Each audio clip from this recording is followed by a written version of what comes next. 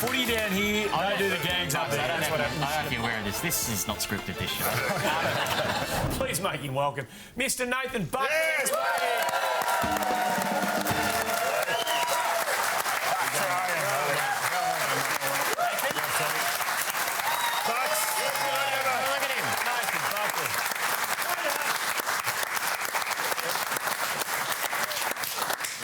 Good. How good. We're all very, very excited. The crowd's excited. Right off the back of Anzac Day, so many questions. The atmosphere. What was it like to see Birds of Tokyo live? Was it unbelievable? I missed it, mate. We were downstairs, so... What? So you don't know if they played anything off the new album? No idea.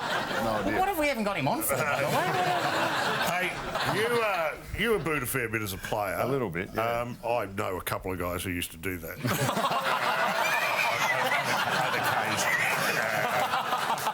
They're idiots, Bucks. They're idiots. So, obviously didn't like it as a player. Were you booed by your own supporters once? You must have some intel. They're all like, I got booed by everyone. Let's get that straight. You're a good target. Including Collingwood people. Yes. I started in '94. I signed a 3-year contract. So we're getting the back half of '96, and everyone thinks I'm going to go play for Port Adelaide, including the Collingwood fans. So I was running around playing for Collingwood, getting booed by Collingwood. So it's quite a sensitive topic. Yeah, of course. Yeah. Hey, we'll talk to you in a minute about coaching. If it wasn't, I think you're lost to in the media now. I thought we were going to get you in the media, but I think you're going to be coaching for some time. And it's been a long career in the media, and you started very young. Do you remember appearing on a little program called AFL Squadron?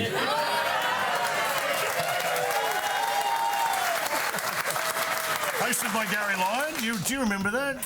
No, I don't. Okay, I'm going to refresh your memory as kick back and enjoy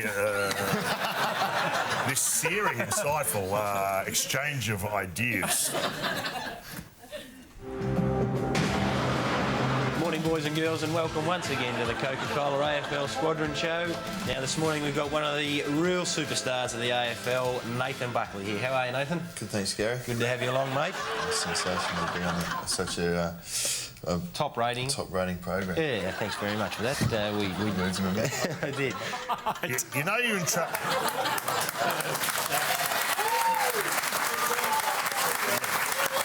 Good work. You know you're in trouble when Gary Lyon's finishing his sentences, don't you? What was he like when you describe the atmosphere? Was he a showbiz arsehole even at that stage? What was going on? Actually, it looked like emotions were running pretty high in that. I'd describe it as dry. Who would have known that I would have had the foresight that this was going to come up some 20 years later, so not to take it, too seriously and just say top-rated show. Top-rated show. What did you really want to... Do you remember what you wanted to say? No. No. Short one to start. How close did you actually come to playing for North, though? Not that close, actually, but it was probably 18 months apart from when we first... You could probably get a game with them this week. if you wanted to have a go. He's in pretty good nick, the big fella. But before Brisbane and Collingwood, though, North were the ones that were... You haven't got long enough. You really haven't got long enough to go through all this. But there were a few machinations that took place, and... Did they offer you $10,000 cash to go to North? They gave it to me. They gave it to you? Yeah. Well, already I don't believe your story. North don't have $10,000. But I would say this, though, because there was a lot of noise surrounding you before you even got here. In 1992, you had a big year in the Sandful, and then you were coming to hot property. North, Collingwood, Brisbane, and then I would argue that you handled it pretty casually, by the way, considering when you were doorstopped and asked about where you were going next year in the VFL, mate. Pretty casual. Nathan Buckley knew nothing of the report in The Australian this morning, which claims he'll play for the Brisbane Bears this season. That must be all speculation at this stage, because I wouldn't be making comments to Jeff or anyone else until the AFL investigation is over, because things could change pretty quick when the findings come out. Bucksy. That is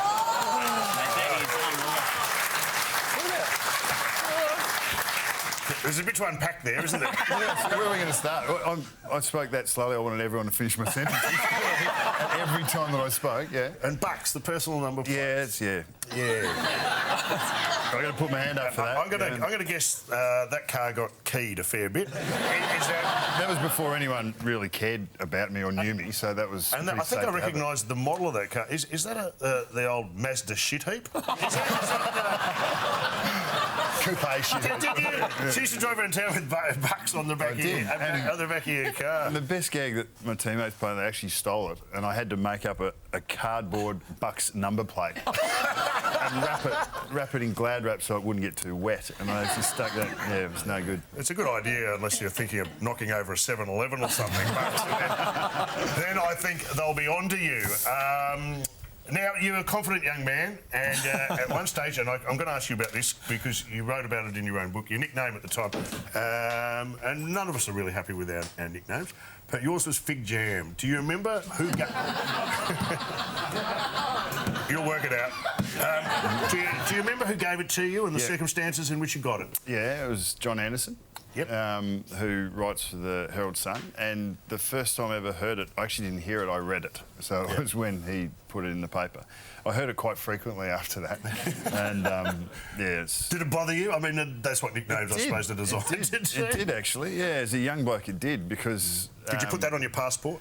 No, I avoided that part of it. But yeah, it did for a little while, and I haven't heard it for a long time, and until after tonight. Yeah, well, so thanks for that. It's a bit rich coming from Mick. That's his number plate, by the way. Well, you know Sam's. Do you know Sam's nickname? The Orchid. The Orchid. The Orchid. Do you know?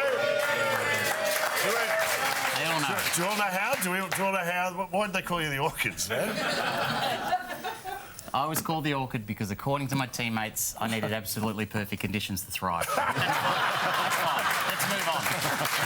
Do you remember him from Collingwood? No. Do you remember him from Collingwood? So you guys never crossed paths? No. Were you at Collingwood? I think he was there, I just don't remember it.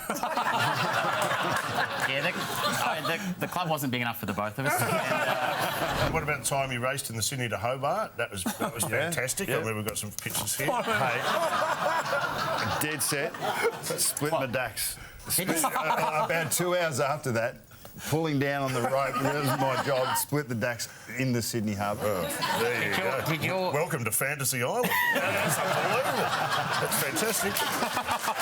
And my favourite, and all the boys did this, you were the Lone Ranger, everyone got involved in the Man for All Seasons calendars, and this is my favourite shot, you reclining on the phone. Like, is that how you ring down to the boundary line in the coach's box? Why are you on the phone?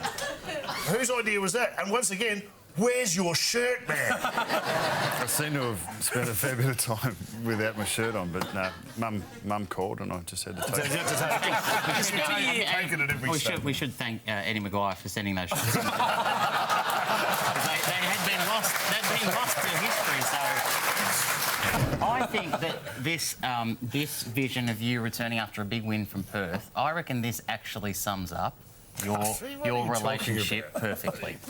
The Hot Pies chartered jet touched down in Melbourne in the early hours. Mick didn't want to talk, but he did take the final seat on the bus, leaving the club's most precious body stranded on the footpath.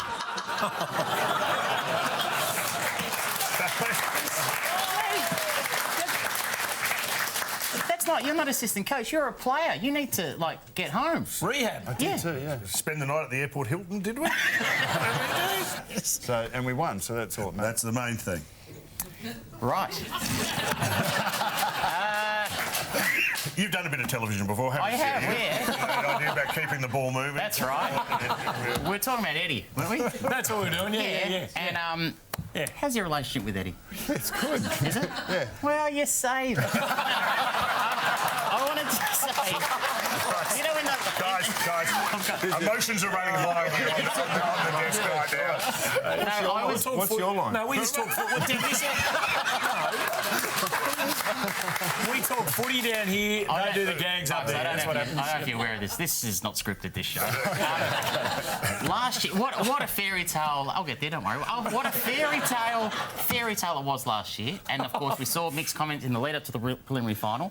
But your president, Eddie, had some very strong words about the scheduling of the matches preliminary final weekend on Triple M. If you flip the preliminary finals, every team gets a 7-day break. For God's sake, mate, you're going to disadvantage 3 teams going into a grand final.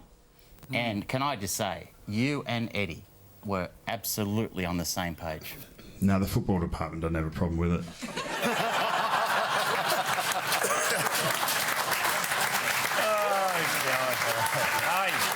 Mate, you left him hanging out to dry there, bud. I did, and I'll probably get a call. Side by side's not the motto for nothing at Collingwood. Don't worry about that. Hey, we do appreciate it. It's a joy for us to have you on the show. We hope you come back again. We suspect you probably won't, but congratulations today and onward and upward. Good luck for the rest. Love you, Bucks. Pleasure to have him on the show.